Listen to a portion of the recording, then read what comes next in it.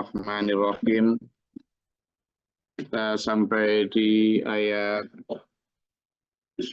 24. A'udzubillahi minasyaitonirrajim. Bismillahirrahmanirrahim.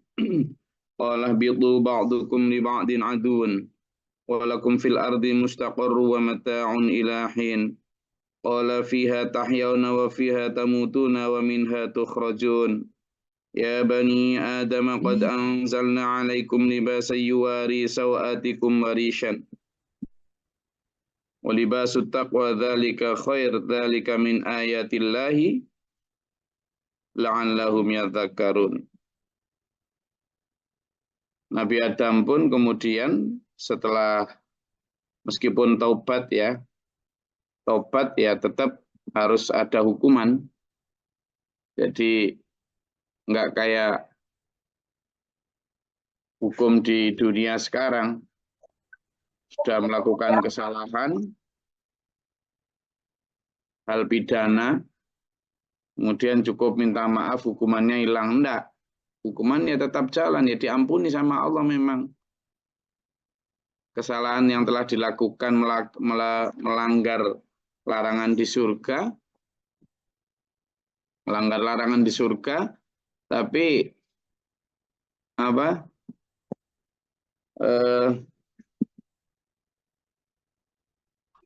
juga tetap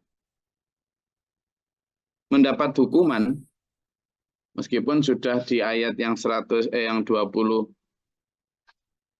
itu Nabi Adam mengakui kesalahannya kemudian bertaubat, tapi ya tetap di sana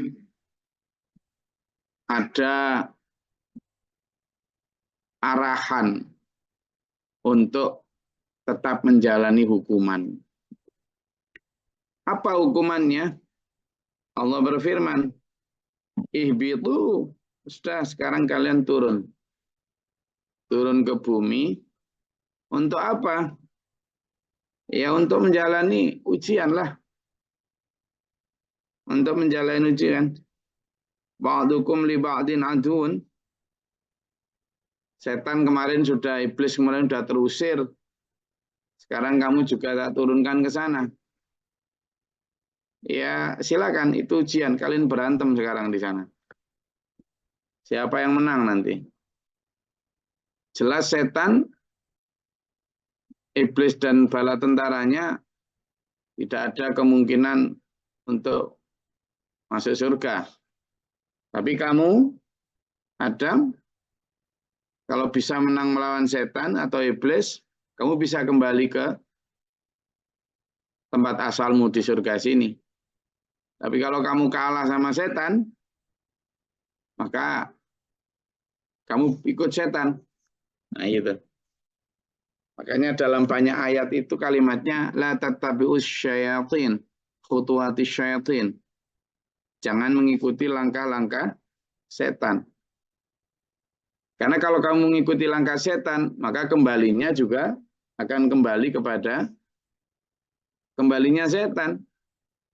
Setan dilaknat mulai dari ketika dia menantang Allah, tidak mau taat sama Adam, nanti baliknya sampai akhir kiamat ya akan ke neraka. Jadi di situ disebutkan, maka ba'dukum li ba'din adun. Sebagian dari kalian menjadi musuh sebagian yang lain. Ini terutama antara iblis dan manusia yang sama-sama terusir dari surga. Tapi juga nanti antar manusia yang kemudian bisa menjadi musuh. Jadi rahasianya adalah di awal ba'dukum li ba'din adun, sebagian di antara kalian menjadi musuh dari sebagian yang lain, itu awalnya ya hanya antara manusia dan iblis. Tapi kalau ada manusia yang mengikuti iblis, ya nanti biasanya kemudian jadi bermusuhan antar manusia. Gitu. Jadi ketika bermusuhan antar manusia itu berarti dia ikut iblis. Karena kalau tidak ikut iblis, tidak akan bermusuhan antar manusia. Dan itu yang kemudian terjadi ketika naudzubillah min dzalik, Habil dan Qabil, generasi pertama dari keturunan Nabi Adam, berantem. Gitu. Berantem. Ya kan? Jadi ketika pertama iblis terusir dari surga itu karena apa? Karena tahta. Karena apa? Tahta. Jadi anak khairum minhu, aku lebih baik dari Adam. Itu berarti persoalannya bukan persoalan kenikmatan, tapi ini karena apa? Tahta. Karena posisi, karena status sosial. Aku lebih baik dari dia. Jadi faktor utama iblis terusir dari surga adalah karena apa? Tahta. Adam dan Hawa terusir dari dari surga karena apa? Harta. Kenikmatan dalam bentuk apa? Makanan, harta. Nah, ya kan? Jadi setan, iblis ini terusir karena tahta.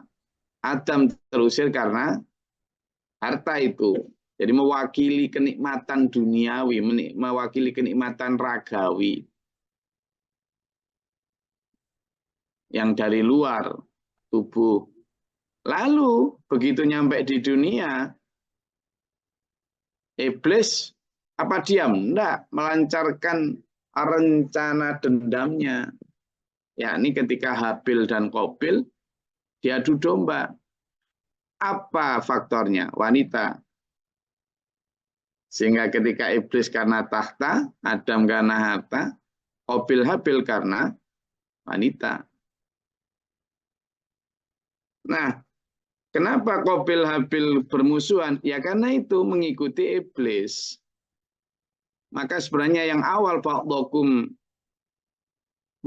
li ba'din adun, kamu sebagian dari yang lain itu menjadi musuh, itu bisa antar manusia dan iblis saja awalnya. Tapi ketika ada manusia yang mengikuti langkah iblis, mereka tentu kemudian bermusuhan. Entah karena mengikuti iblis dari sisi faktor tahta tadi, entah karena mengikuti iblis dari sisi godaan kepada Adam tadi, entah mengikuti iblis dari sisi wanita tadi.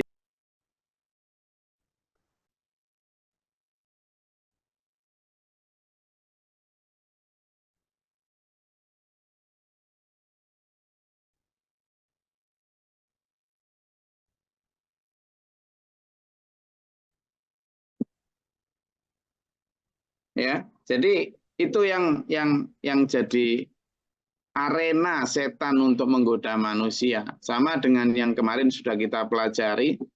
Silakan kamu bersekutu dengan, dalam surat Al-Isra kemarin ya, silakan kamu bersekutu dengan harta, dengan anak, dengan istri, dengan kekuasaan dan sebagainya, silakan, kata Allah. Setan dibegitukan, dan memang betul akhirnya itu yang dilaksanakan oleh setan. Itu. Kenapa? Ya karena itu tadi, adun. Diusir. Ibitu ba'dukum li ba'din adun. Walakum fil ardi, dan di muka bumi mustaqarrun, tempat kalian tinggal, wa mata'un, dan kenikmatan, ilahin, sampai batas waktu yang ditentukan. Nah, ini aja juga menyimpan tanda-tanda dari Allah, kode dari Allah. Apa kodenya? Pertama, mustaqarrun, tempat tinggal. Kamu nanti di dunia itu, kamu tempat tinggalmu di situ, di planet bumi itu. Dan juga mata'un ilahin. Yang kedua, di situ juga kamu akan dapat kenikmatan. Tapi dua hal itu, baik hidup maupun kenikmatan, ilahin, ada batas waktunya. Beda dengan kamu di surga dulu. Di surga nggak ada ilahin.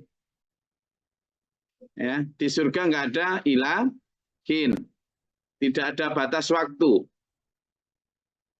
Kenikmatan juga nggak ada batasannya. Waktunya juga nggak ada batasannya. Kamu bisa balik nanti ke surga. Tapi untuk sementara ini, kamu di dunia, baik masa hidup juga ada durasinya, kenikmatan juga ada durasinya. Jadi ingat kalimat Steve Jobs ketika bicara tentang waktu, dia bilang orang yang memakai jam tangan harga $1 juta atau sekitar 16 miliar dengan orang yang memakai jam tangan seharga 200.000, yang dilihat jarum angka yang sama, detiknya juga sama. Tapi manusia sudah tertipu dengan kesombongan. Dua orang yang memakai jam dengan harga 15 miliar, satunya memakai harga 200.000, itu jika disandingkan, detiknya sama, tek sama, waktunya juga sama. Dia mengaitkan saat itu dia sedang sakit keras dan hendak meninggal. Dia bilang, selama ini kita tidak sadar bahwa semua yang kita kejar itu akhirnya tidak bisa nolong kita apa-apa. Saat saya sakit seperti ini, semua kekayaanku pun tidak bisa membuat aku untuk bisa mendapatkan kesehatanku. Waktu yang dulu aku korbankan untuk mencapai semua ini, ternyata juga ada batas waktunya. Nah, kalimat wa mata'un ilahin dalam ayat 24 ini mengingatkan kita pada fakta yang paling real atau realitas yang paling faktual gitu ya. Apa? Mati. Ilahin. Jadi ilahin itu menunjukkan bahwa kita ada batas waktu tuh loh. Kita itu tidak selamanya di sini. Iya, saya tadi malam dapat lagi di grup ini, kenapa ini kok teman-teman saya, kalau yang 1 bulan laluan teman saya yang di Aliyah ya, ini baru tadi malam teman saya yang di S1, innalillahi wa inna ilaihi rajiun. Iya, kenal banget, baik sama saya juga dulu, meninggal. Paling berarti sekarang ya sekitar umur 50 lah, belum paling 49. 49, 50. Artinya dari sisi harapan manusia masih sangat hijau. Harapan manusia itu kalau bisa 100, 120 kan gitu. Bahkan ada yang ka'annaka ta'isyu abadan. Seperti engkau akan hidup selamanya. Padahal faktanya kita ini menua, memutih, kemudian meninggal. Maka Allah berfirman, qala fiha tahyauna wa fiha tamutuna wa minha tukhrajun. Kamu di situ nanti hidup, kamu di situ nanti kamu mati, dan dari situ pula kamu akan dikeluarkan, dikembalikan. Jadi di planet bumi ini kita dikasih durasi hidup sebentar, dengan dikasih casing berupa jasad ini yang katanya sampean mancung, pesek, hitam, kuning, putih, ya kan? Tiris dagunya, ngoplem pipinya, yang pendek, yang tinggi, ini hanya casing yang kita pakai dalam durasi waktu yang sebentar, masih. Berapa? Berapa waktu? Ada yang cuma 1 hari, ada yang cuma 2 jam, ada yang 10 tahun, ada yang 20 tahun, ada yang 80, 100. Kalau orang-orang zaman dulu banyak yang di atas 100, ya kan? Sekarang susah. Nyari 100 itu susah. Ya kan? Saya juga baru tahu kalau ibunya Pak Jo kemarin itu 70, berapa Pak Jo? 71 apa 72 kemarin? 71, Gus. Oh ya. Itu. Jadi kalau kita apa ya? Saksikan bersama betapa umur manusia itu sangat singkat dan benar-benar tidak bisa diprediksi karena memang itu hanya ada di tangan Allah. Gitu. Ya bani Adam qad anzalna alaikum libasa yuwari sawatikum warishan. Wahai anak Adam, sungguhnya kami telah menurunkan atas kalian pakaian yuwari sawatikum warishan yang akan menutupi aurat dan perhiasan kalian. Nah, jadi fungsi pakaian itu adalah menutupi aurat. Aurat itu bukan tubuh ya. Aurat itu kehormatan. Kehormatan. Karena kalau tubuh mesti mukanya juga harus ditutup kan itu. Matanya ditutup, semua ditutup. Tapi buktinya antara laki-laki dan perempuan beda. Laki-laki syariatnya adalah dari pusar sampai bawah mata kaki. Berarti dada boleh kelihatan. Leher boleh kelihatan, tangan seluruhnya boleh kelihatan. Mulai dari lutut sampai bawah boleh kelihatan. Berarti aurat itu bukan tentang apa? Tubuh, tapi tentang kehormatan. Perempuan juga gitu, muka boleh kelihatan. Kan gitu. Yang tidak boleh muka dan telapak tangan. Berarti kan itu yang namanya aurat itu kehormatan. Sehingga apa? Ketika di sini disampaikan ya bani Adam, qad anzalna alaikum libasa yuwari sawatikum warishan. Sungguh kami menurunkan pakaian itu untuk menutupi aurat kalian. Menutupi tubuh kalian, aurat kalian, dan perhiasan. Perhiasan maksudnya apa? Ya bagian-bagian intim seseorang. Bukan kok perhiasannya dimaksud di sini itu emas, perak, bukan.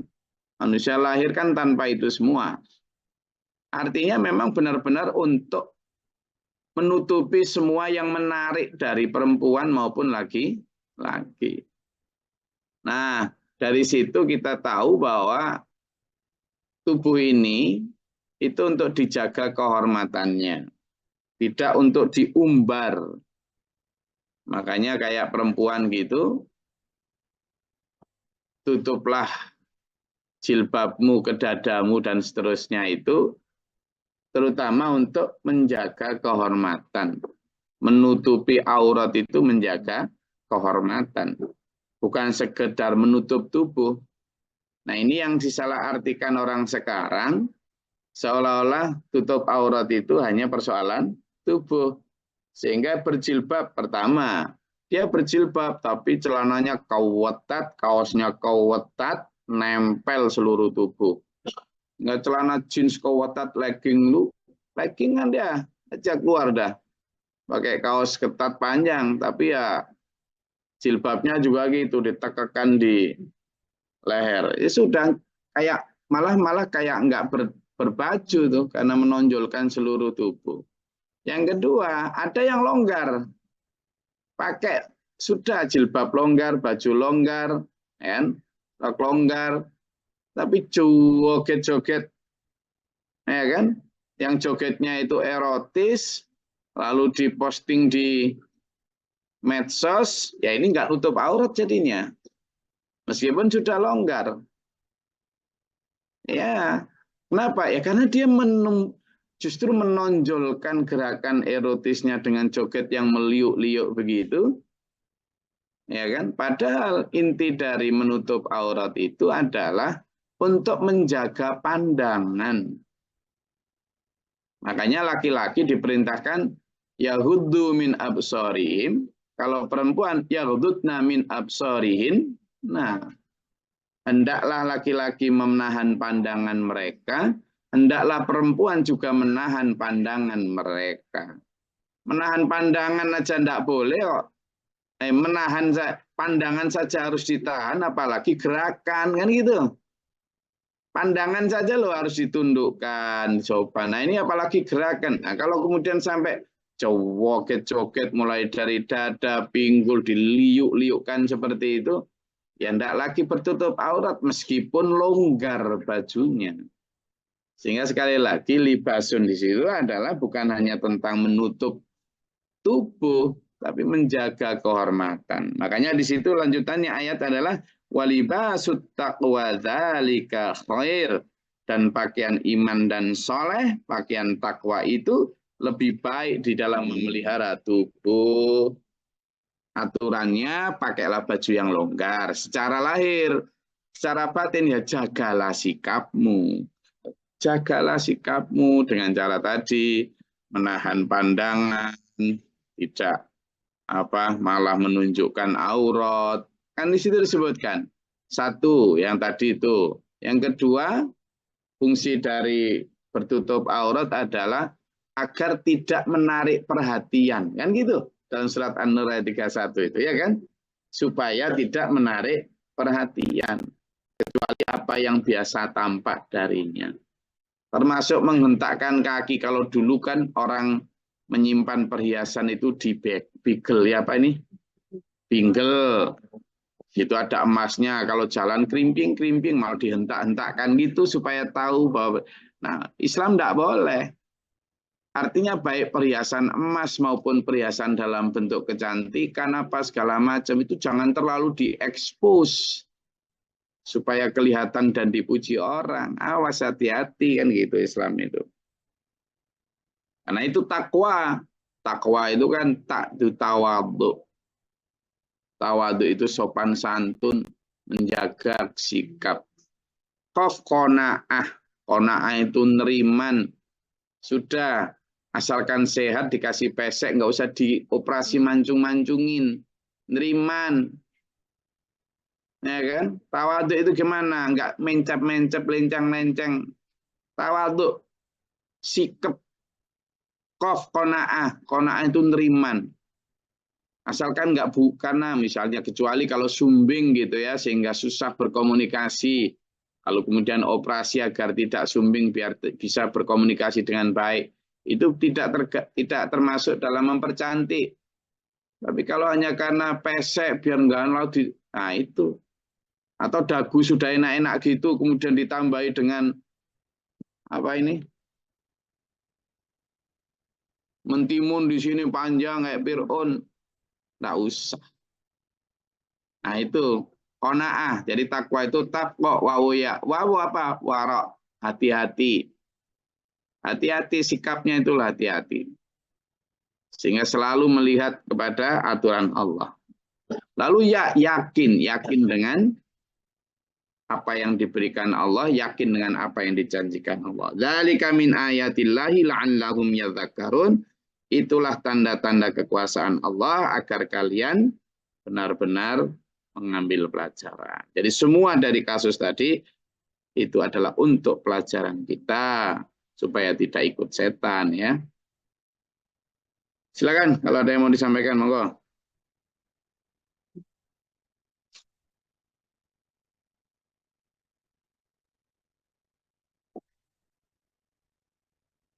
Ya, Assalamualaikum warahmatullahi wabarakatuh. Ya, ini ini pernyataan ya Gus ya. Ini setelah saya beberapa kali seiring bersamanya waktu mengikuti kajian ini, kemelekatan hati terhadap Al-Quran, alhamdulillah semakin bagus, semakin baik ya Gus ya. Karena kalau mungkin belajar sendiri, membaca sendiri, ya kemampuan saya hanya paham segitu-gitunya aja, Gus.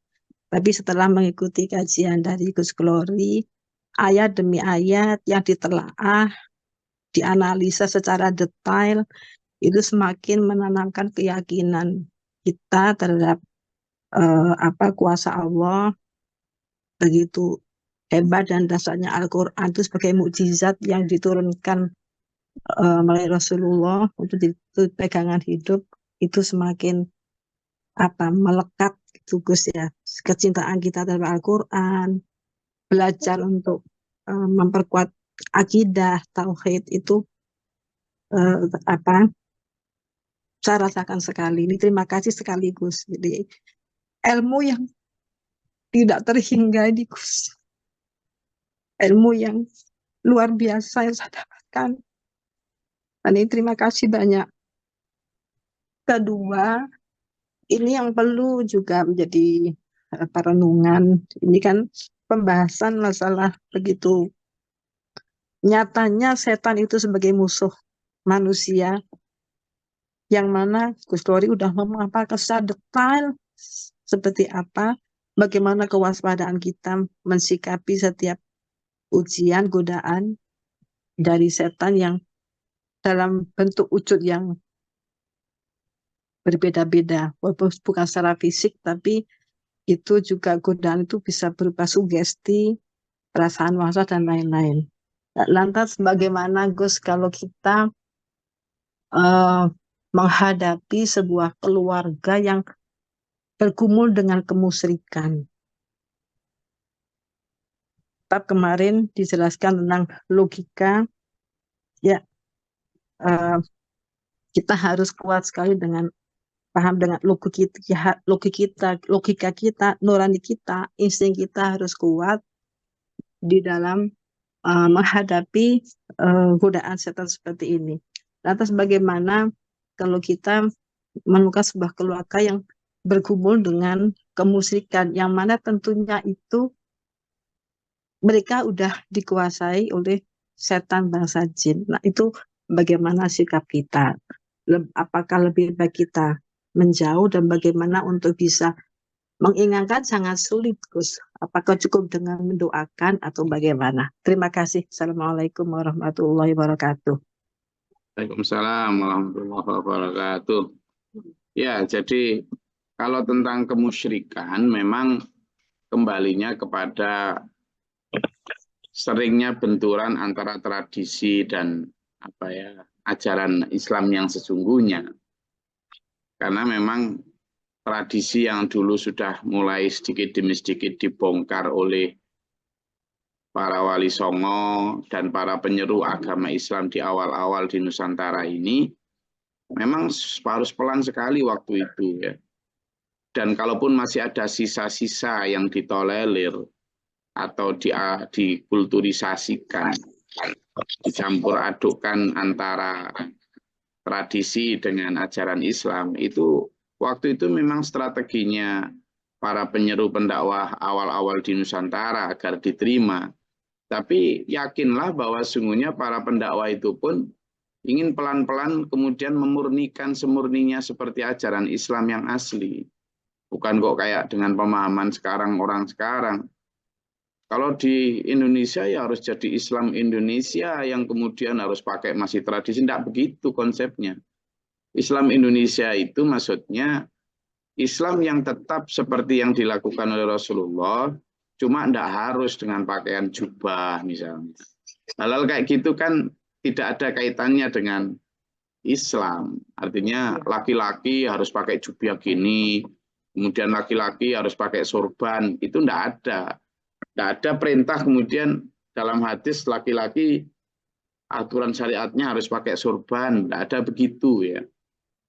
Gitu loh. Perempuan harus pakai jubah yang panjang sampai ngelewer dengan warna hitam, tidak ada begitu. Adanya adalah disuruh bertutup aurat. Tapi ketika Islam sudah menyatakan jangan melakukan kesyirikan dengan misalnya melakukan sesajen kepada selain Allah, ya sudah total gitu. Tidak ada kemudian, oh ini Indonesia berarti masih boleh. Tidak boleh begitu. Jadi ada hal-hal yang itu diserahkan sesuai lokal, boleh silakan. Misalnya bentuk masjid di Indonesia ya tidak harus dengan kemudian punya kubah, tidak ada aturan begitu. Islam itu tidak ngatur masjid harus begini. Islam mengatur bahwa masjid itu harus suci, itu aja. Tentang bentuknya seperti apa, enggak ada. Itu lokal banget. Silakan pakai joglo, silakan pakai gapuro, silakan. Juga nggak harus ada menara misalnya. Sehingga itu hal-hal yang lokal yang tidak bertentangan dengan syariat, silakan. Tapi kalau sudah bicara tentang kemusyrikan, ya kita semua memang harus tegas, Bu Anissa. Memang harus tegas itu ya. Artinya tegas itu berarti kita ya ulja al-haq. Benar-benar ketika datang sudah datang kulil haqqa. Katakan hak, yang batal ya yang batal. Walau kana muron, meskipun itu pahit gitu ya. Karena apa ya? Memang gimana lagi kita memang ingin pertama memperbaiki diri kita. Jangankan ngajak orang lain tentang hak itu ndak pahit. Wong ngajak diri kita sendiri tentang hak saja pahit kok, ya kan? Misalnya kita yang dulu jarang bertutup aurat, kemudian ngajak untuk bertutup aurat, pahit itu. Laki-laki yang terbiasa celana pendek gitu, kemana-mana itu diajak untuk ayo jangan sampai celana pendek, minimal di bawah lutut, itu aja pahit. Yang perempuan yang dulunya nggak berjilbab terus diajak berjilbab, itu kan pahit. Apalagi ngajak orang lain, apalagi tentang tradisi yang sudah mengakar sekian ratus tahun. Jadi ayo, awal ini sudah kita sadari sejak awal bahwa memang memperjuangkan kebenaran untuk diri dan keluarga, apalagi masyarakat, itu tantangannya berat. Tapi insya Allah ya kita jalani saja. Kenapa? Karena hadiahnya adalah ampunan dan ridha Allah. Sehingga kemarin kita bahas, seperti jawaban saya ke Mas Wahyu kemarin, bahwa la takhaf wa la tahzan. Jangan takut dan jangan sedih. Innallaha ma'ana. Sungguhnya Allah bersama kita. Insya Allah ya. Oke. Saya rasa itu kajian kita pada pagi hari ini. Dan sekali lagi minta kepada Allah, alhamdulillah, jika kajian ini dirasa bermanfaat, ayo kita ajak diri kita untuk istiqomah. Kemudian kita ngajak dulur, teman, sahabat kita untuk gabung, untuk sama-sama menjaga diri melalui guide dari Quran ini. Semoga Allah merahmati kita, menuntun kita dalam siratal mustaqim. Amin. Allahumma sholli wa sallim wa barik ala sayyidina. Allahumma fil lil mu'minin wal muslimat. Allahumma atina fi man hadayt wa afina fi man afayt wa lana fi man tawallait. Mubarik lana fi ma atayt wa qina syarra ma qadait fa innaka astaghfiruka wa atubu ilaika. Allahumma da'ana al-bala wal waba qad hasdina min al-jinni syaitan sun kufar. Rabbana atina wa lina sabina min al-qawmi dhalimin. Rabbana la taj'alna fil qawmi dhalimin. Allahumma rfa' darajatana fid dunya. Rabbana man faktubna ma syahidin. Rabbana la tuzigh qulubana ba'da idh hadaytana wa hab lana. Rabbana waj'alna muslimin laka wa min dhurriyyatina ummatan muslimatan laka wa arina manasikana tub 'alaina. Rabbana atina fid dunya hasanah wa fil akhirati hasanah wa qina adzaban. Subhana rabbika rabbil izzati amma yasifun wa salamun 'alal rabbil alamin. Wassalamualaikum warahmatullahi wabarakatuh. Waalaikumsalam. Allahumma rahamna bil Qur'an waj'alhu